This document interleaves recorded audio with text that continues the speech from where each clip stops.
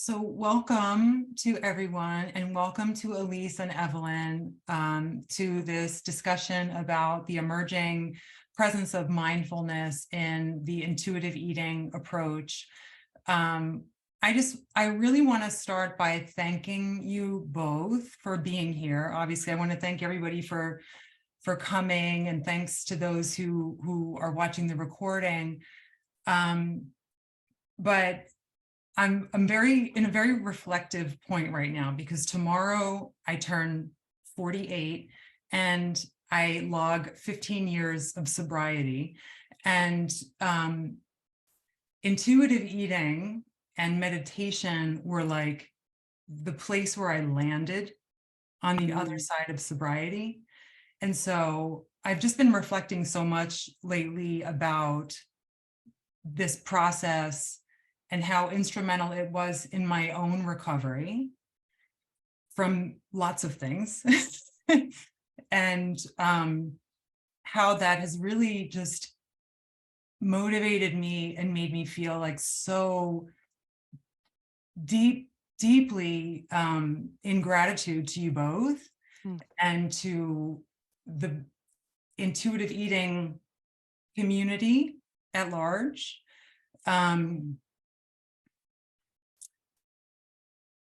And I can't find my words, because I'm just feeling sort of overwhelmed with all of the things right now. But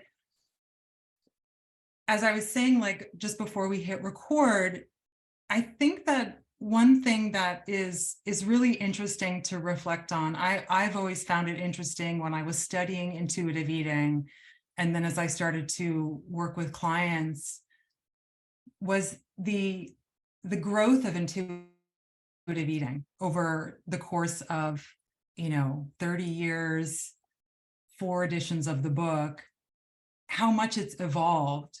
And this little talk is about the emerging aspects of mindfulness, but I often discuss that, the evolution of intuitive eating with my clients to help them have like a reference point for what you are experiencing right now is not the end of the story, right?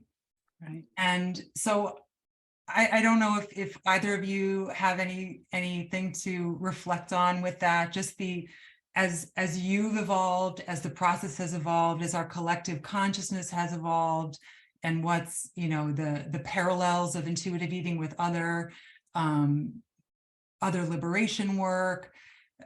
I'm just curious to hear your thoughts on it, because I've never really talked to either one of you about it. First of all, I just think we are evolving always. I mean, throughout our lives.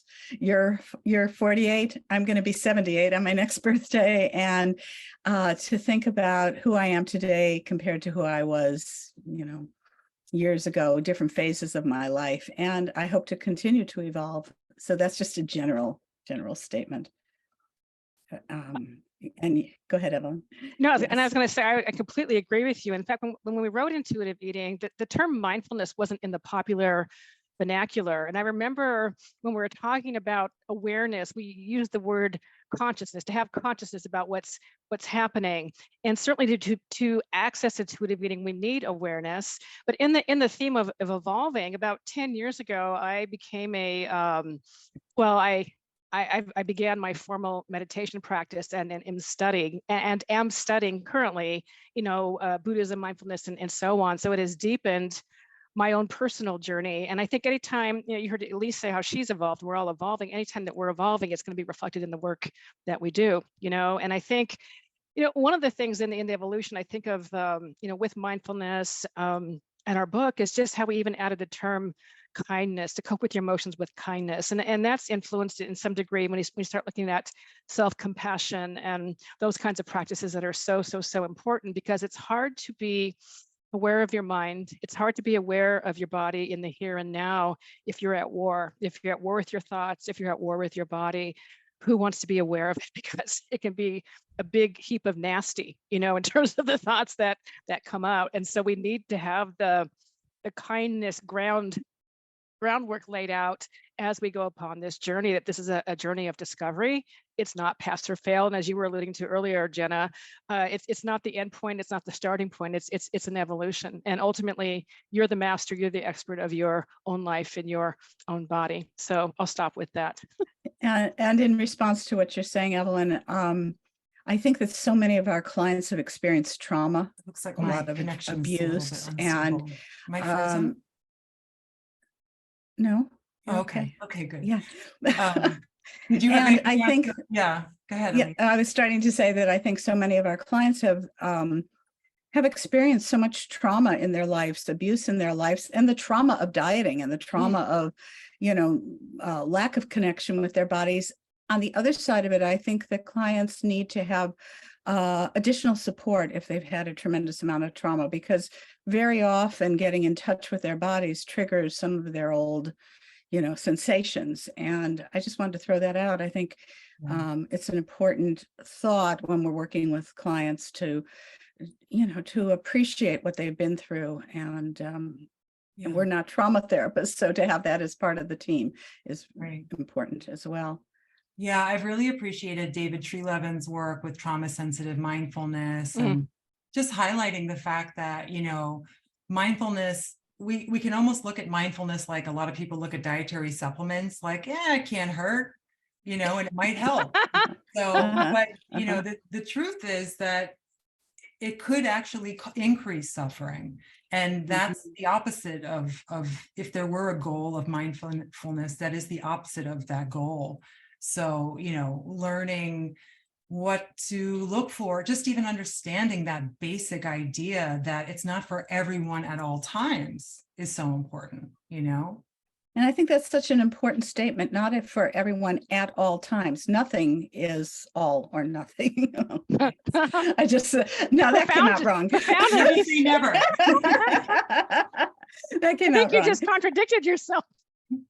Well, I said right, exactly what I said, but we are striving for being present and being compassionate about how things are not all or nothing. And so, yes, so for some people, it's going to be, it's going to be a difficult journey into mindfulness. And for others, it's amazing.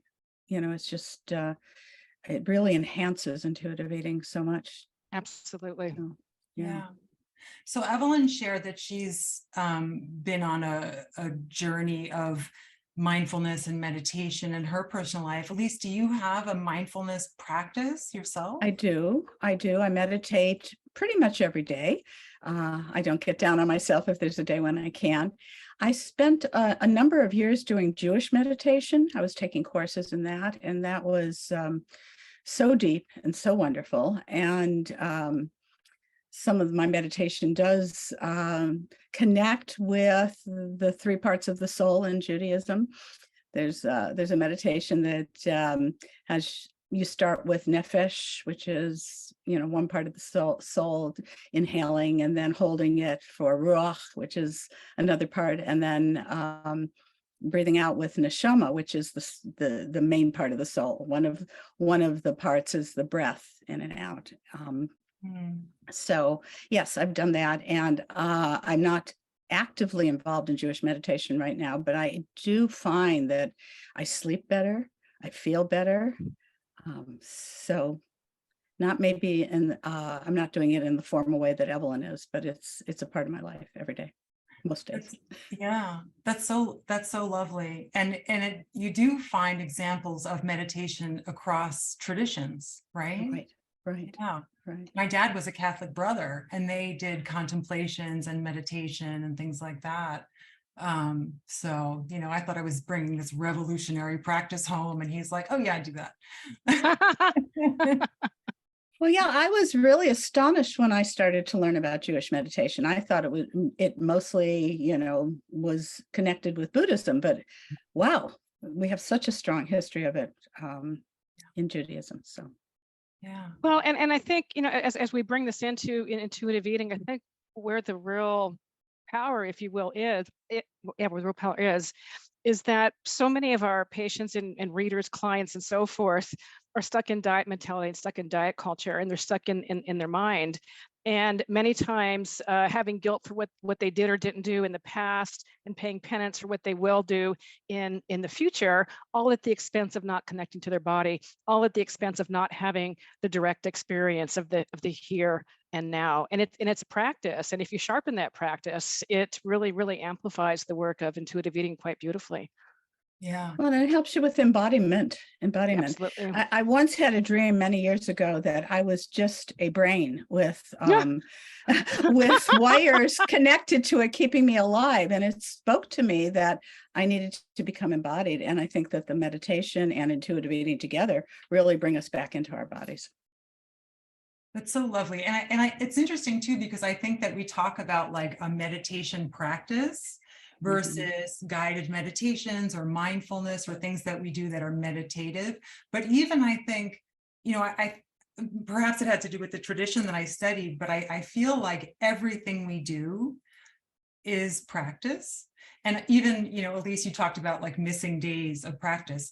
I'll sometimes like intentionally miss days so that I don't get into, or I'll like clear my cache on my insight timer so I don't get into like the consecutive days thing, because that's another form of perfectionism. And I'm like, I'm not letting that infect my meditation practice. And isn't the point of it to show up? The only way to show up is not sitting on a cushion, right? Or doing a formal practice. It can be everything.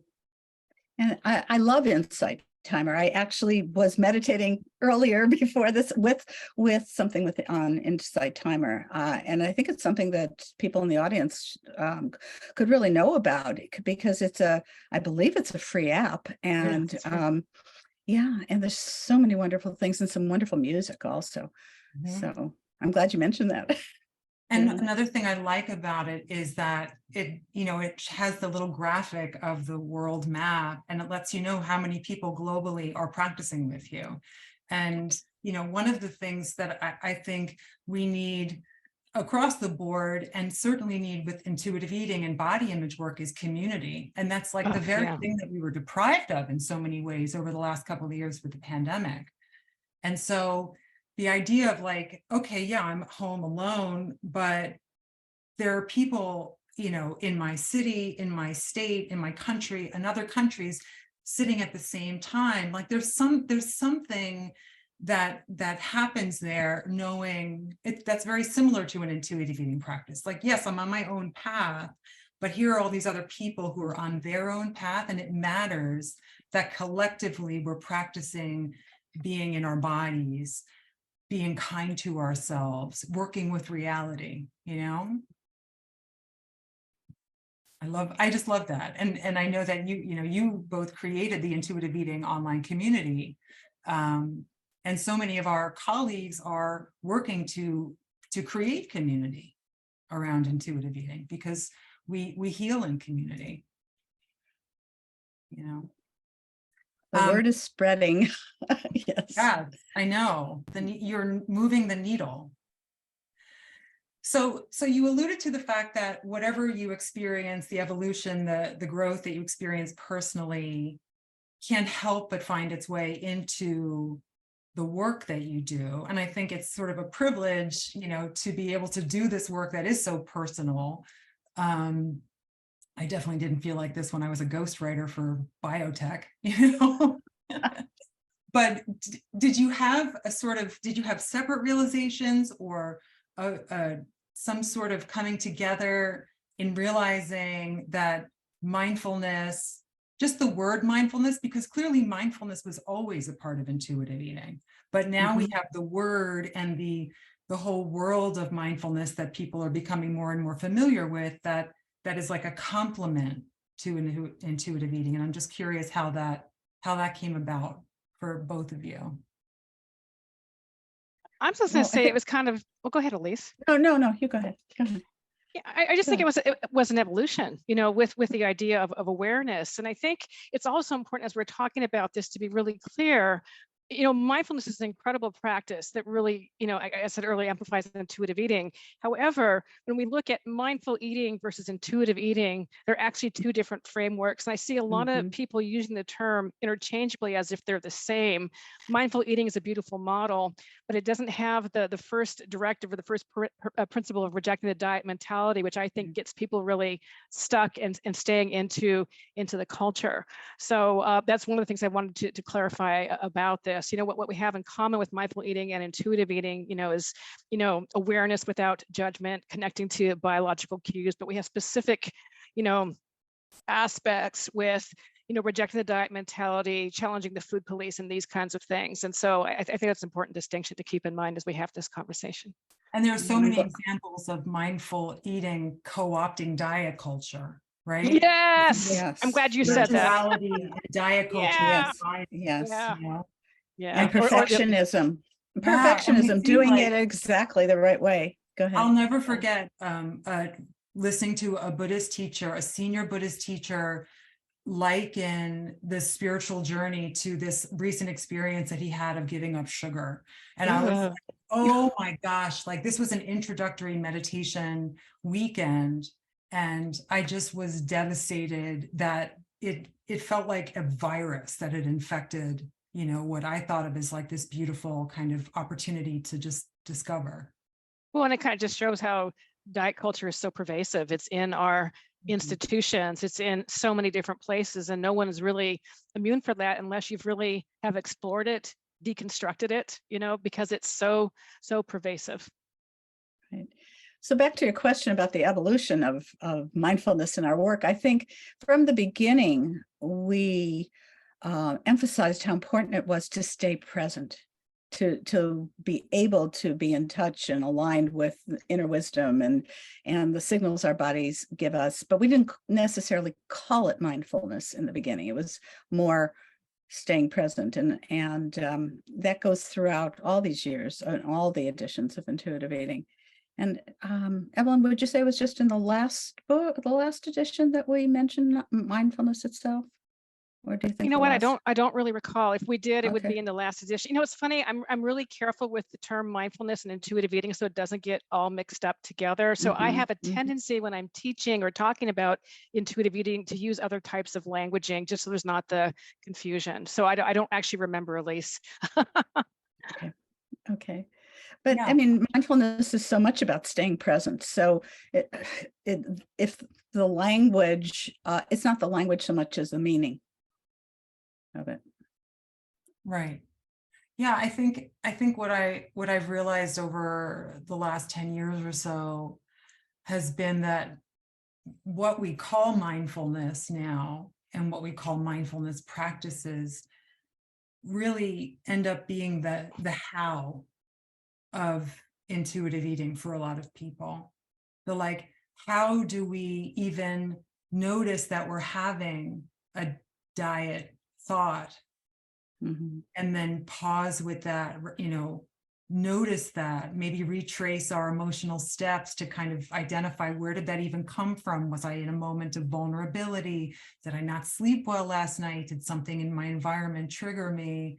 And making that intentional choice to interrupt the momentum of the habitual thinking, so that we're like course correcting in real time, Absolutely. And go ahead. I was just going to say, I think that is connected with neuroplasticity and building new neural pathways. So you stop and you look at the old way of thinking, the old pathways, and as you said, course correct and speak in the new way. And then little by little, those become prominent, the new ways of thinking.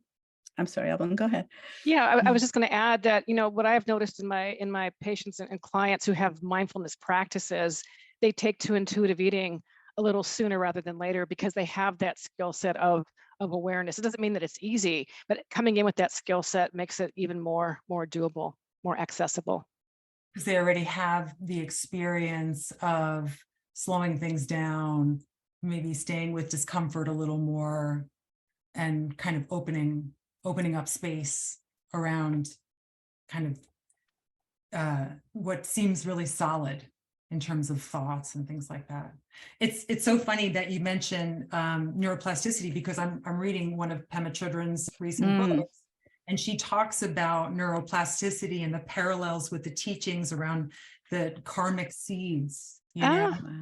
And it's so interesting to me just to nerd out with like the ways in which Buddhism and like the science of the, you know, Eastern philosophy and Western science have found their way to each other. It's, you know, there's so many different resources to explore with that. So one last question. I remember there was, I think it was Time magazine in like 2012 or something like that, that had the year of mindfulness on the cover. And it was this like thin white woman, like blissing out or something like that. And, you know, and then the year after was sort of like the year of the backlash. And that was when I started to think about how, I don't know, mindfulness, like anything, could be used to help us wake up, or it could be used to help us kind of go further to sleep, get more, you know, habitual, get more just stuck in a way. And started to think about, this was maybe around the same time as Kristen Neff and Chris Dermer were like coming out with their research and really reaching into the mainstream culture. But I started to think of self-compassion as almost, you know, like a mindfulness 2.0, just in terms of like how it was reaching into the culture. But what's evolved for me is seeing self-compassion as really the result of working with things as they are, because of the gentleness of that process, the ability to poke holes in the artifice of the diet culture. You know, it's almost like remember the Truman Show, that movie, The Truman Show? I do. Yes. Yeah. The boat like pokes through the wall or something like that. And, you know, I think that mindfulness and ultimately self-compassion, which you highlight, particularly in the most recent edition, which is behind me, which is why I keep going like this, are, you know, that's really about touching the truth, you know. And in Buddhist thought, you know, we're born with basic goodness, and it's not something you can lose, and it's not something you need to earn. And so aren't we deserving of self-compassion? And I see that, you know, intuitive eating and these other teachings are so compatible in this way, that they communicate like there is just, we deserve this basic kindness, you know. And so, yeah. And, you know, so many people who have been on diets, immersed in diet culture for so long, are oppressing themselves, are beating themselves up, are saying negative things to themselves. So intuitive eating allows them to move from that to self-compassion, you know, to a place of being able to look at the influences that led them down that path and challenge that, and then to see that this is the intuitive eating philosophy model is such a compassionate model, and it leads them to freedom, and freedom from that, you know, that beating themselves up, and just learning that it's not their faults that they weren't able to stay on these diets. So it is such an innately compassionate model, you know, that we are these human bodies and we have basic needs in order to function, and that, you know, we're driven by that desire to belong. And so if our culture tells us in order to belong, you need to be this, we're going to change our lives for that, even if it causes us harm, until we know that there's another way. Well, I said I wanted to keep this kind of short and sweet, and I know you have a lot to do. I just want to thank you again so much from the bottom of my heart, from, you know, all of us who practice intuitive eating, that, you know, for the offering that you gifted us. And I'm so interested to see how it continues to evolve with just the next generation of clinicians and people practicing, what you've created. And may I bring up your new book? Oh. I love your book. I love your book. I thought it was so wonderful. Well, thank And you. I hope everybody who's listening will, well, I've got a little posted on there, something that I wanted to note, but I just think it's important to let people know that this is out there and it will enhance their intuitive eating practice. It goes both yeah, ways. And I would say with you, Jenna, with you being so skilled in your meditation practice, trained in meditation, also trained in intuitive eating, I think you're the perfect bridge to put this together. And I'm really looking forward to reading your book. I haven't had a chance yet, but very much looking forward to it. It's on its way. Okay, good. Thank you both so much. Thank you. That was very sweet of you, Elyse, to hold up the book. I'm so bad at self-promotion. I'm just terrible at it. So I was like, let's talk about something else. Yes, but I want people to know about it because, sometimes you don't see anything that's being put out there on, maybe you're not on social media or, so I think people need to know about it because it's quite wonderful. Well, and that's how our work also evolves too, right? In terms of you taking this with the idea of like, let's look at through the lens of mindfulness. I think it's really a beautiful idea. Yeah, I remember, Evelyn, you said during one of our supervision appointments years ago, like, we need more in this area. We need more books in this area. And so Yes. I've actually planted seeds in some of my friends and colleagues. Oh, good. More books in the works. We always need good books. Absolutely. Yeah, we need voices. Yeah. Yes. Thank you both so much. Yeah. Have a lovely Thursday. I know it's earlier for you than it is here. Yes. I'm going to go crack open a kombucha and have some pizza with my kid. Thanks everyone for joining us, and the recording will be sent out after we close. Very good. Thank you, Jenna. Thank Bye. you. Bye, Evelyn. Bye.